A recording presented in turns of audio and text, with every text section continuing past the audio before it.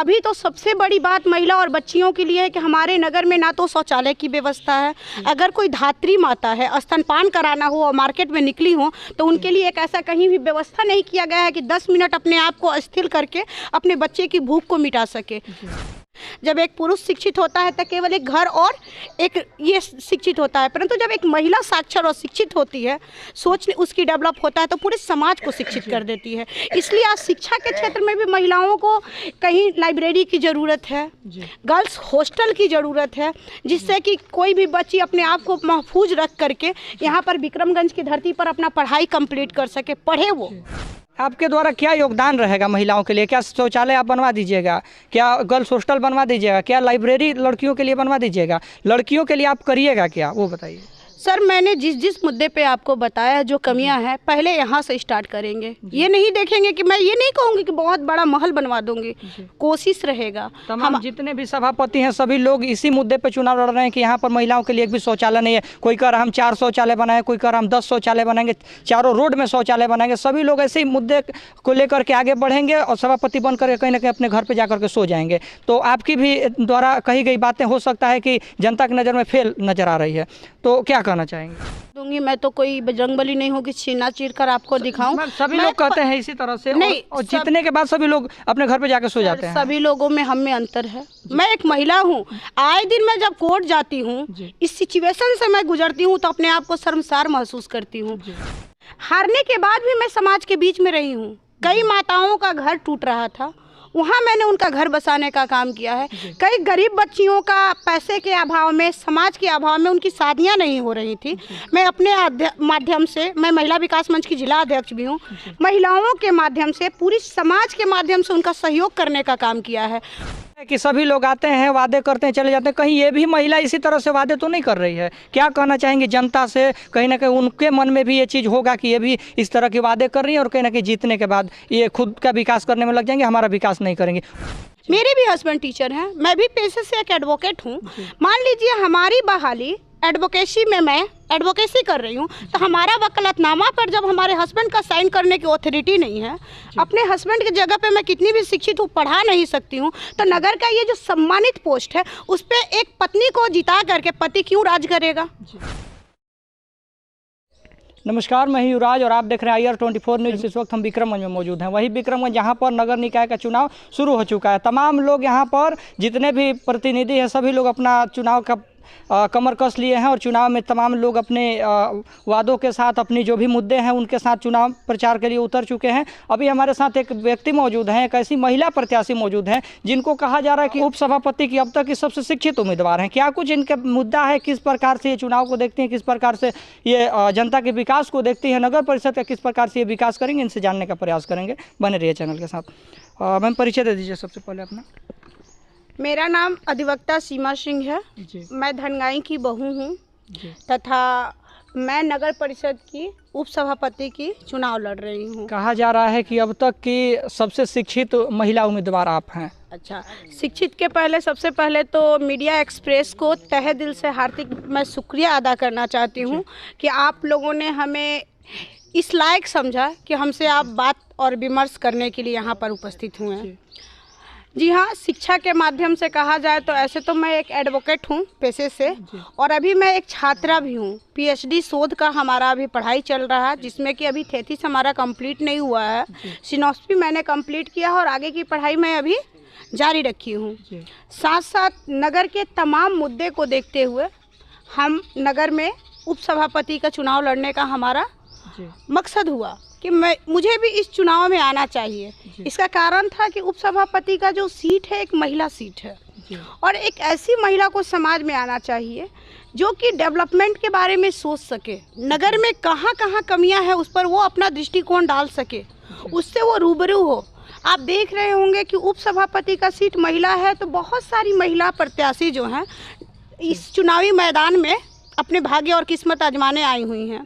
परंतु आपको हम बताते चले कि वो महिला केवल एज ए डमी मोबाइल खरीदने हम लोग जाते हैं तो जिस तरह हमें डमी को दिखा करके बाद में सेट दिखाया जाता है, जस्ट लाइक दिस उसी तरह से आज हमारा समाज का ये जो माहौल बना हुआ है, आज डमी के रूप में कोई अपनी मम्मी को खड़ा कर रहा है, कोई अपनी बीवी को ले आया है, कोई किसी रिश्तेदार को खड़ा करके उनका प्रचार प्रसार कर रहा है। परंतु ये अफसोस है, आज हमारे क्षेत्र में कहा जाता है कि महिला सशक्तिकरण है, महिला आज हमारे समाज में कदम से कदम मिलाकर पुरुषों के साथ चल रही है। परंतु ये अफसोस है, आपको पता होना चाहिए ये महिला जो अभी जो ये सीट है उपाध्यक्ष का, एक महिला सीट है।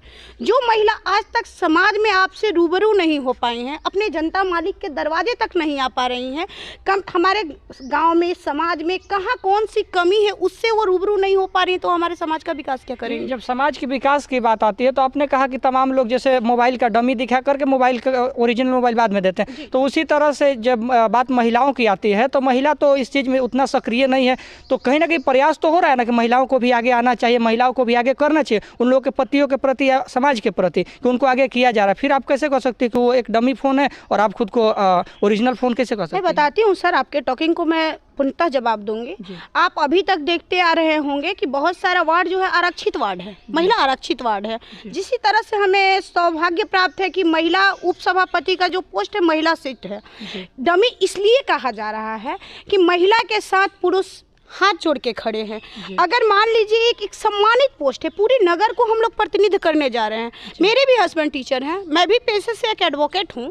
मान लीजिए हमारी बहाली एडवोकेसी में मैं एडवोकेसी कर रही हूँ, तो हमारा वकालतनामा पर जब हमारे हस्बैंड का साइन करने की अथॉरिटी नहीं है, अपने हस्बैंड की जगह पे मैं कितनी भी शिक्षित हूँ, पढ़ा नहीं सकती हूँ, तो नगर का ये जो सम्मानित पोस्ट है उस पर एक पत्नी को जिता करके पति क्यों राज करेगा? उसमें तो पत्नी को रूबरू होना चाहिए। मैं ये नहीं करूँ मैं सबसे शिक्षित हूँ और ये भी नहीं करूँ मैं सबसे योग्य हूँ। अगर जनता के नज़र में मैं योग्य हूँ तो आप हमें आशीर्वाद दें, क्योंकि कहीं ना कहीं ये अपनी मानसिकता जो है वो बदलने की ज़रूरत है। हम लोग ताला के रूप में कब तक लटक के रहेंगे? आपके ख्याल से क्या करना चाहिए? क्या महिलाओं को, जो अभी महिलाएं आगे आ चुकी हैं, जिनके पति या जिनको समाज वाले आगे कर चुके हैं, उन लोगों को पीछे हटने की ज़रूरत है या क्या करना चाहिए आपकी नज़र से? जी, हमारे नज़र से वैसी महिलाओं को हटने की ज़रूरत नहीं है। मैं वैसी महिलाओं से आह्वान करूंगी, जब आप समाज में आ गई हैं तो समाज से रूबरू हो। कहा जाता है कि करत करत अभ्यास से जड़ीमत हो सुजान, रस्सी आवत जात से सिल पर घिसत निशान। अगर महिला प्रयास करती हैं, ये मैं नहीं कहती हूँ कि मैं सबसे साक्षर हूँ, अगर महिला प्रयास करती हैं, समाज से रूबरू होती हैं, समाज में लड़ने की क्षमता उनके अंदर है, समाज के सही गलत को वो देख सकती हैं, तो वो जरूर समाज का नेतृत्व करें। अगर वो नहीं देख सकती हैं, केवल एज ए डमी ताला के रूप में केवल अटकना चाहती हैं, तो ऐसी महिलाओं की नगर को ज़रूरत नहीं है। क्योंकि आज ज़रूरत है पुरुषों के साथ कदम से कदम मिलाकर चलने की, तभी हमारा नगर और हमारा समाज का उत्थान हो पाएगा। अन्यथा हम लोग विधवा विलाप आजीवन करते रह जाएंगे। आपने जैसे नगर के विकास के लिए आपने चुनाव लड़ रही हैं और चुनाव के लिए आप अभी अपना कमर कस ली हैं, तो क्या आपके मन में आया कि आप उपसभापति का चुनाव लड़ रही हैं? क्योंकि सभापति उपसभापति से कहीं उच्च स्तर का पोस्ट होता है, तो आपको तो सभापति का चुनाव लड़ना चाहिए था। सर, मैं आपको बताते चलूं, किसी भी चुनाव हो या कोई भी रणनीति तैयार करने के लिए बहुत सारी पैसे की ज़रूरत होती है। अभी जो हमारा समाज का माहौल बना हुआ है, और मैं ठहरी गरीब महिला, मैं एक छात्रा हूँ, आप समझ सकते हैं पढ़ने वाली छात्रा के पास पैसा कहाँ से आएगा। तो और मैं ये सभापति की चुनाव लड़ती, उसमें बहुत सारे पैसे अर्निंग करना पड़ता, बहुत सारा ये रहता, तो हम क्यों ना छोटे स्तर से अपने आप को मैं आगे ले जाऊं। विकास करने वाले होते हैं, तो अगर वार्ड के भी आप हैं प्रतिनिधि, आपके अंदर टैलेंट है, वर्क करने की कैपेसिटी है, तो आप वार्ड से भी आप अपने भविष्य को उज्जवल कर सकते हैं। ऐसी बहुत सारी आपको मैं एग्जाम्पल भी दे सकती हूँ। हमारे समाज में छोटे स्तर से भी लोग बहुत बड़े स्तर तक जा चुके हैं, और लड़ने का कारण हमें ये नहीं था कि सभापति या उपसभापति, ये मेरा मकसद नहीं था। मेरा मकसद महिलाओं का विकास है। आपको पता होगा कि आज नहीं, मैं अगले कई सालों से महिलाओं के हक और अधिकार के लिए लड़ते आई हूँ। साथ साथ मैं एक छात्रा नेता भी हूँ, जो कि पूर्व में मैं राष्ट्रीय कार्यकारिणी मेंबर रह चुकी हूँ, प्रदेश सह मंत्री का दायित्व निभा चुकी हूँ। तो हमें पता है कि महिलाओं का उत्थान और महिलाओं में नारी सशक्तिकरण कहाँ से भरना है। केवल हम घोषणा पत्र तैयार करके महिलाओं के बारे में लंबा भाषण देकर महिलाओं को मुख्य धारा से नहीं जोड़ सकते हैं। छोटी छोटी उनके बातों को समझें। आज नगर हमारा पंचायत था, नगर परिषद हो चुका, परंतु अफसोस हमें होता है, आंसू आती हैं हमारे आंखों में कि आज महिला के लिए कहीं भी एक शौचालय का निर्माण नहीं किया गया है। ये दुर्भाग्य है हमारे विक्रमगंज का। देखिए, आप अगर जीत जाते हैं और आप विक्रमगंज का उपसभापति अगर आप बन जाते हैं तो महिलाओं के लिए क्या कुछ आपका योगदान रहेगा? सर बिल्कुल, मैं एक महिला हूँ, महिला के कष्ट और महिला की बातों को मैं उनके बीच में क्या प्रॉब्लम है वो मैं भली भांति जानती हूँ, अवगत हूँ मैं। अभी तो सबसे बड़ी बात महिला और बच्चियों के लिए है कि हमारे नगर में ना तो शौचालय की व्यवस्था है। अगर कोई धात्री माता है, स्तनपान कराना हो और मार्केट में निकली हो तो उनके लिए एक ऐसा कहीं भी व्यवस्था नहीं किया गया है कि 10 मिनट अपने आप को अस्थिर करके अपने बच्चे की भूख को मिटा सके। साथ साथ हमारे घर में भी बच्चियाँ हैं, मैं भी एक किसी की बच्ची हूँ।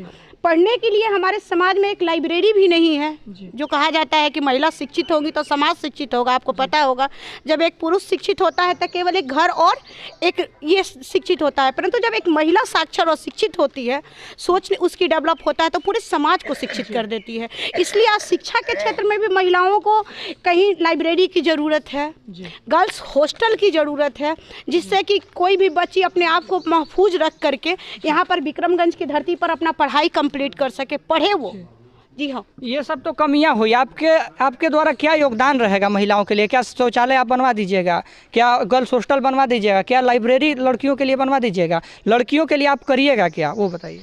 सर मैंने जिस मुद्दे पे आपको बताया जो कमियां हैं, पहले यहाँ से स्टार्ट करेंगे। ये नहीं देखेंगे कि मैं ये नहीं कहूँगी कि बहुत बड़ा महल बनवा दूंगी, कोशिश रहेगा। तमाम जितने भी सभापति हैं सभी लोग इसी मुद्दे पे चुनाव लड़ रहे हैं कि यहाँ पर महिलाओं के लिए एक भी शौचालय नहीं है। कोई कह रहा हम 4 शौचालय बनाए, कोई कह रहा हम 10 शौचालय बनाएंगे, चारों रोड में शौचालय बनाएंगे। सभी लोग ऐसे ही मुद्दे को लेकर के आगे बढ़ेंगे और सभापति बन करके कहीं ना कहीं अपने घर पर जा करके सो जाएंगे। तो आपकी भी द्वारा कही गई बातें हो सकता है कि जनता की नज़र में फेल नज़र आ रही है, तो क्या कहना चाहेंगे इस पर? ये सर मैं आपको बता दूंगी, मैं तो कोई बजरंगबली नहीं हूँ कि छीना चीर कर आपको दिखाऊं। सभी लोग कहते हैं इसी तरह से नहीं, और जीतने के बाद सभी लोग अपने घर पे जाकर सो जाते हैं। सभी लोगों में हम में अंतर है। मैं एक महिला हूँ, आए दिन मैं जब कोर्ट जाती हूँ, इस सिचुएशन से मैं गुजरती हूँ तो अपने आप को शर्मसार महसूस करती हूँ। और साथ साथ मैं एक एडवोकेट के नाते ये भी कहना चाहती हूँ, कुछ हमारा फंडामेंटल राइट है जी, ठीक है, महिलाओं के लिए जी, जो हमारा फंडामेंटल राइट है उसके लिए मैं पूर्णतः कोशिश करूंगी कि जो हमें और हमारे महिलाओं का फंडामेंटल राइट है उन्हें मिलना चाहिए। और ये आम मुद्दा नहीं है, मैं कोई नेता नहीं हूँ, मैं यहाँ पर समाज सेवी के रूप में हूँ, आजीवन समाज सेवी के रूप में रहूँगी। मैं फेलियर कब होती, जब मैंने आगे भी 2 बार चुनाव लड़ा है वार्ड का, किस्मत या जो भी कहिए सिचुएशन ऐसा था, मैं हार गई हूँ। हारने के बाद भी मैं समाज के बीच में रही हूँ। कई माताओं का घर टूट रहा था, वहाँ मैंने उनका घर बसाने का काम किया है। कई गरीब बच्चियों का पैसे के अभाव में, समाज के अभाव में उनकी शादियाँ नहीं हो रही थी। मैं अपने माध्यम से, मैं महिला विकास मंच की जिला अध्यक्ष भी हूँ, महिलाओं के माध्यम से, पूरी समाज के माध्यम से उनका सहयोग करने का काम किया है।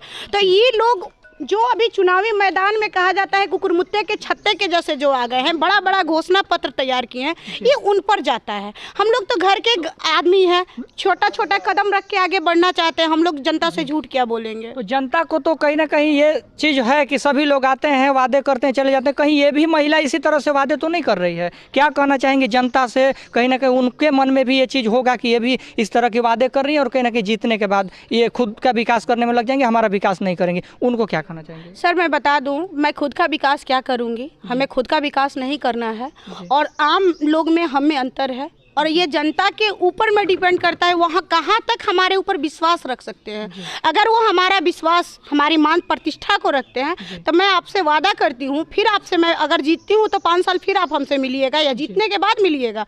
मैं आए दिन जनता और समाज के बीच में रहकर ही काम करना पसंद करेंगे और ये नहीं है कि जीतने के बाद पूरी खानदान को हम नगर परिषद में बसा देंगे और फिर 5 साल बाद हम आपके यहाँ हाथ पकड़ के वोट मांगने आ जाएंगे। कहीं ना कहीं ये दुर्भाग्य है, ऐसा माहौल बना हुआ है कि जनता विश्वास नहीं कर पा रहा है। परंतु हाथ जोड़ के हम्बल रिक्वेस्ट सभी जनता मालिक से करेंगे कि आप एक बार सेवा का मौका दें और इस बेटी को आप एक बार अपना चुनाव चिन्ह बता दीजिए और जनता से क्या अपील करना चाहेंगे वो?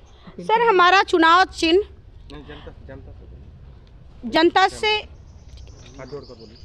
जनता से यही अपील रहेगा, इस गरीब बच्ची को आप लोग सपोर्ट और कोऑपरेट करें।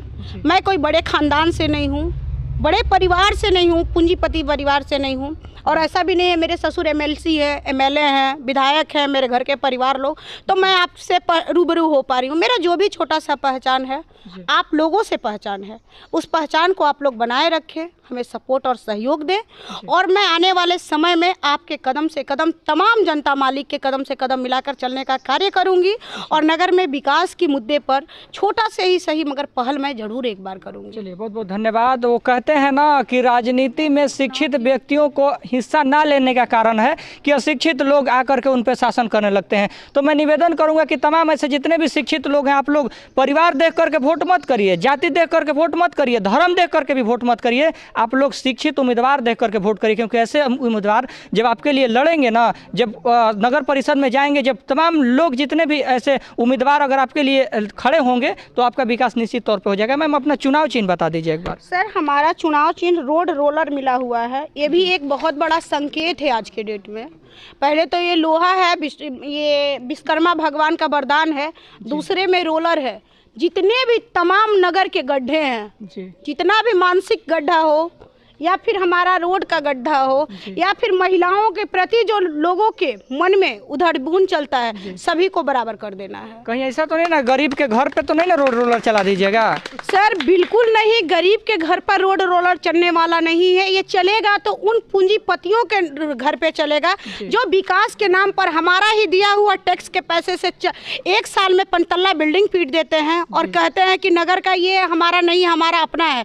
जहाँ चुनाव होता है तो अपना वो जो ब्यौरा देते हैं, आप पता है कि चुनाव में एक ब्यौरा दिया जाता है आपके पास कितना प्रॉपर्टी है, परंतु अफसोस होता है कि वो चुनाव जीतते ही उनके घर में स्कॉर्पियो आ जाती है, 2 साल के अंदर 5 तल्ला बिल्डिंग बन जाता है। आप भी जीतिएगा तो आपके पास भी स्कॉर्पियो आ जाएगी? नहीं सर, मैं जमीन पे चलने वाली इंसान हूँ, हमारे मार्गदर्शक झांसी की रानी है। आप स्कॉर्पियो से नहीं चलिएगा? बिल्कुल नहीं चलेंगे। एपीजे अब्दुल कलाम भी हमारे देश के राष्ट्रपति थे, परंतु आज उनके यहाँ से क्या मिला? राष्ट्रपति, देश का प्रथम नागरिक जिसको बोला जाता है, उनके मरने के बाद एक जोड़ा कपड़ा ही केवल मिला था, 2 पेन मिली हुई थी, जो उनकी पूंजी थी।